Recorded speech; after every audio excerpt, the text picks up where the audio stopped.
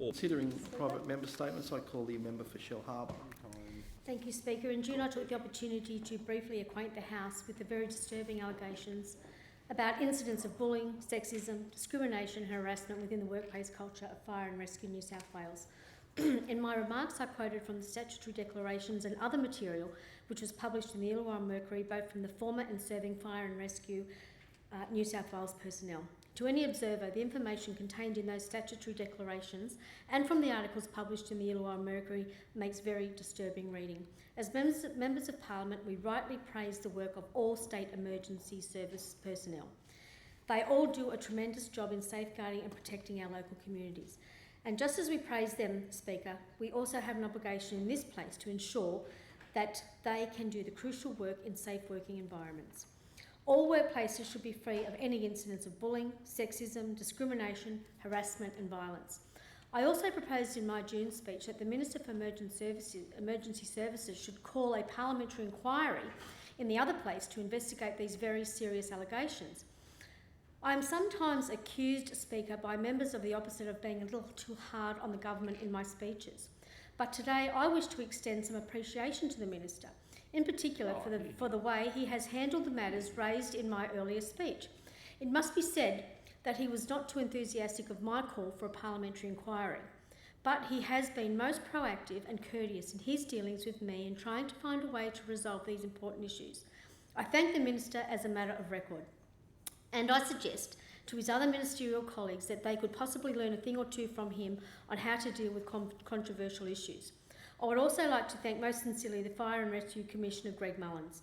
He has been very cooperative and upfront in his dealings with me and my office on these matters.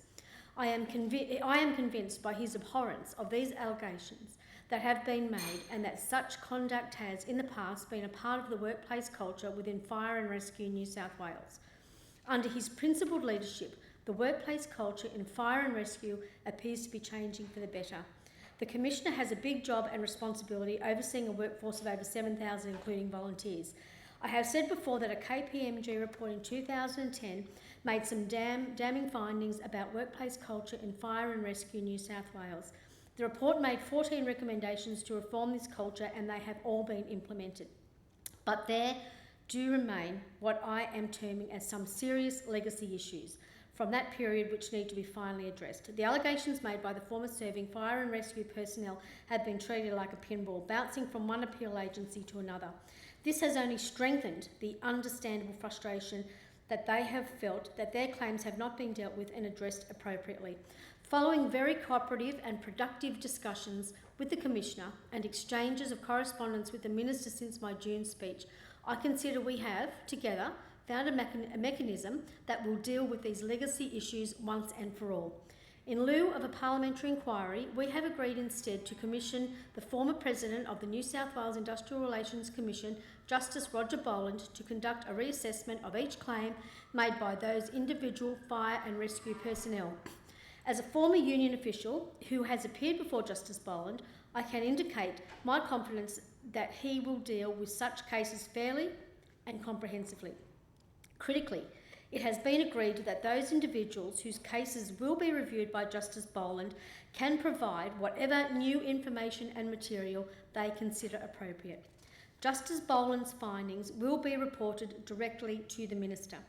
If Justice Boland finds during his review of individual cases that there are deficiencies in the way these cases were addressed, the Commissioner has assured me that such matters will be put right. Speaker, I hope that these particular complex legacy cases of past unacceptable workplace conducts within Fire and Rescue New South Wales may now finally be resolved one way or the other. In conclusion, Speaker, I also ask and I wish to thank one other person, Sid Marden, the new Deputy Editor of the Illawarra Mercury, for her commitment to telling the stories of these individuals. Without her articles, I can suggest that with some certainty that these legacy cases would never have had a chance of ever being resolved. Thank you. Mr Speaker, I thank the member for Shellharbour. I call the parliamentary secretary in response. Secretary for multiculturalism. I knew you knew that.